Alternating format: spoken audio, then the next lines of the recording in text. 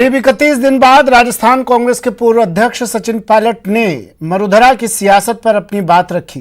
CNN news 18 की senior editor Pallavi Ghosh से बातचीत में सचिन पायलट ने बेबाक तरीके से अपने मन की बात की। सवाल पूछना चाहूंगी आपसे कि घर वापसी हो रही है आपकी? देखिए, हम लोग सब कांग्रेस पार्टी के आज से नहीं 18-20 साल से कार्यकर्ता रहे, हमने काम किया है, अलग अलग जिम्मेदारियां दी गई और पूरी निष्ठा से, पूरी मेहनत से जब जब तो टास्क दिया गया उसको हमने निभाया है। और हम सब साथियों ने कुछ इश्यूज़ को रेज़ किया जो हमारी पार्टी के इश्यूज़ थे और पार्टी अध्यक्ष और सेंट्रल लीडरशिप के सामने उन इश्यूज़ को रेज़ किया। वो हमारा अधिकार भी है और मुझे लगता है कि फीडबैक देना बहुत ज़रूरी है। जहाँ तक घर वापसी की बात है, कोई सीमा लांघ गया हो या किसी ने पार्टी छोड़ने की बात सोची या कही हो, तो मैं समझता हूँ ये सवाल आपका वाजिब है। अदरवाइज मैं समझता हूँ ये सवाल आपका वाजिब नहीं है। राजन, आपको ना कल आप जब उस मीटिंग से बाहर रात को आए थे तब आपने ये कहा था कि राजनीति के डिस्कोर्स में देयर शुड बी अ मर्यादा, एक मर्यादा की बात आपने कही थी।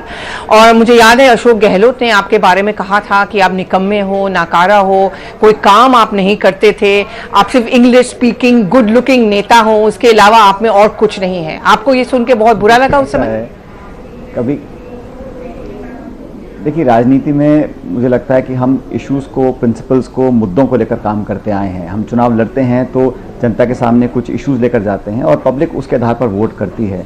और मेरा अपना व्यक्तिगत मानना है कि पब्लिक डिस्कोर्स में, राजनीति में कोई व्यक्तिगत द्वेष, व्यक्तिगत ग्लानि या व्यक्तिगत कटुता की भावना नहीं होनी चाहिए।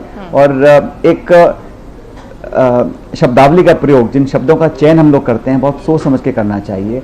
और मेरा जो सबसे कठोर विरोधी होगा दूसरे दल का, जिसने चुनाव मेरे खिलाफ लड़े हैं या जिसने मेरे को बहुत कुछ कहा है, फिर भी एक मान मर्यादा बना के रखनी चाहिए। और मैं चाहता हूं कि कम से कम मैं एक उस सीमित दायरे में रहकर अपनी बात को रखूं। मैंने इश्यूज रेज किए थे, प्रिंसिपल इश्यूज थे, फंक्शनिंग के, गवर्नेंस के, लीडरशिप के, और मुझे लगता है कि हमारी पार्टी में इतना लोकतंत्र है कि अपनी बात को हम रख सकते हैं। उस बात को सुना गया, ध्यान से सुना गया और मुझे खुशी है कि एक रोड मैप तैयार किया गया है कैसे हम इन इश्यूज़ को टेकअप करेंगे और इसका निराकरण करेंगे समय रहते ही। और ये हम लोगों की बात थी और मुझे लगता है कि इसमें जिस प्रकार का एक टकराव की स्थिति पैदा करी गई, कुछ शब्दों का चयन जो किया गया, वो दुर्भाग्यपूर्ण था। But you know, Ashok Gehlot in an interview to us also said कि आप दोनों के बीच में कोई बातचीत नहीं थी पिछले 1.5 साल से। तो ऐसे कैसे सरकार चल सकती है? क्या ये बात सही है कि आप दोनों के बीच में कोई कम्युनिकेशन नहीं होता था? और क्या ऐसे में आपके लिए वहां वापस जाके वहां पे राजस्थान में काम कर पाना आसान होगा? अशोक गहलोत जी एक वरिष्ठ नेता हैं और व्यक्तिगत रूप से मैंने हमेशा इसको मेंटेन किया है कि पब्लिक लाइफ में विचारों का मतभेद हो सकता है, लेकिन उसको कभी पर्सनल नहीं बनाना चाहिए। क्या ये बात सच है? आप दोनों में बातचीत नहीं होती थी? मैंने 6.5 साल, पल्लवी जी, मैंने 6.5 साल कांग्रेस अध्यक्ष का काम किया है और 5 साल हम विपक्ष में थे तो हम लोगों ने लाठियां खाई, हम जेलों में गए, हमारे में मुकदमे हुए, घेराव किया, धरना किया, पदयात्राएं करी, भूख हड़ताल करी और सब कार्यकर्ताओं ने मिलकर खून पसीना बहा, तभी जाके सरकार बनी है।